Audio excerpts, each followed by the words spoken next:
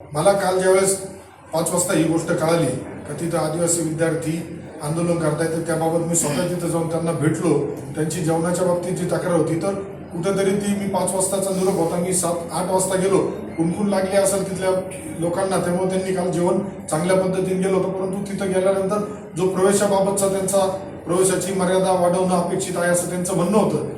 त्या अधिकाऱ्यांची चर्चा करून जिथं 250ची इंटेक आहे तिथं 300 पर्यंत प्रवेश देण्याबाबतचं सुद्धा त्या असिस्टंट प्रकल्प अधिकारी जे आले होते त्यांनी मान्य केलं होतं.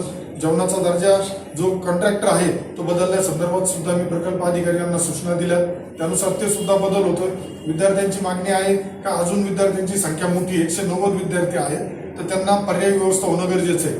परंतु ते अधिकार स्थानिक इथं अधिकाऱ्यांना नसल्यामुळं त्याबद्दल उद्या प्रकल्प जे ATS म्हणून आहेत नाशिकचे तर ते सुद्धा उद्या त्या हॉस्टेलच्या दोन्ही हॉस्टेल आदिवासीचं महिलांचं आणि मुलींचं आणि मुलांचं दोन्ही हॉस्टेलला पाहणी करण्याबाबतच्या मी सूचना काल त्यांना दिल्या. तिथं जा, प्रत्यक्ष पाहणी करा, जी काही दुरुस्ती अपेक्षित आहे.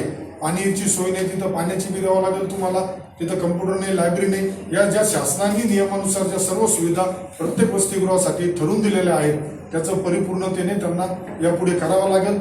यापूर्वी त्या विद्यार्थ्यांनी बोलून दाखवलं का आम्ही 2-3 वर्षापासून पाठपुरावा करतोय, परंतु दुर्दैवाने त्यांच्याकडे त्यावेळेस कोणी लक्ष दिलं नाही.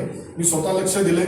विद्यार्थ्यांनी अन्नत्याग केले. मी त्यांना विनंती केली होती का अन्नत्याग तुमचं आंदोलन मागं घ्या, परंतु त्यांनी सांगितलं का भाऊ आम्ही बऱ्याच वेळेस प्रयत्न केलाय, तुमचा आम्ही आदर करतो, परंतु अधिकाऱ्यांना त्यानुसार ज्या प्रकल्प अधिकारी आहेत त्यांची मुलगी आजारी असल्यामुळं त्या काल सातारा इथं गेल्या होत्या तर त्यांना सुद्धा सूचना दिल्यानंतर त्या आज तिथं पोहोचताय. स्वतः प्रकल्प अधिकारी येऊन पाहणी करून त्या विद्यार्थ्यांच्या ज्या अडचणी आहेत त्या स्थानिक पातळीवरच्या अडचणी नाशिक स्तरावरती आयुक्त स्तरावरच्या सोडवल्या जातील. त्यावरती ज्या अडचणी आहेत त्या स्वतः मी आदिवासी मंत्री महोदयांना भेटून लवकरच तो विषय आपण मार्गी लावतो. विद्यार्थी हितासाठी आदिवासी बांधवांसाठी आम्ही त्यांच्या पाठीशी आहोत.